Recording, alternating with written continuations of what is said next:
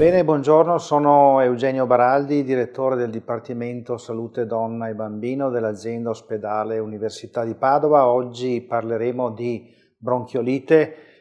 In questo periodo siamo nel periodo di epidemia di questo virus, si chiama virus respiratorio sinciziale e causa la bronchiolite nei bambini, in particolare nei bambini molto piccoli, al di sotto dei 7-8 mesi di età.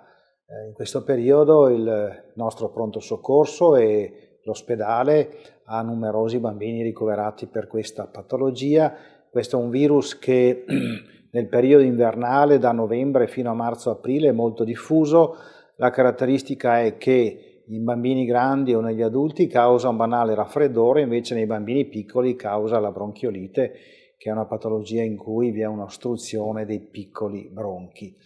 Come si può fare a prevenire? È molto importante che i genitori di bambini piccoli siano a conoscenza di questa infezione, perché la prevenzione si basa su alcune norme molto semplici, però bisogna conoscerle.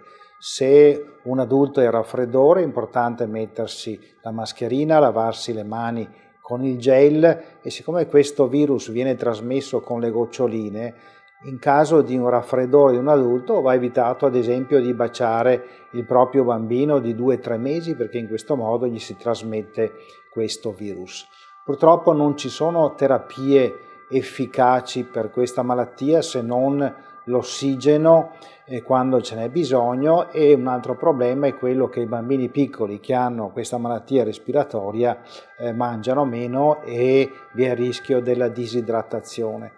Quindi è molto importante fare pasti piccoli, un po' più frequenti.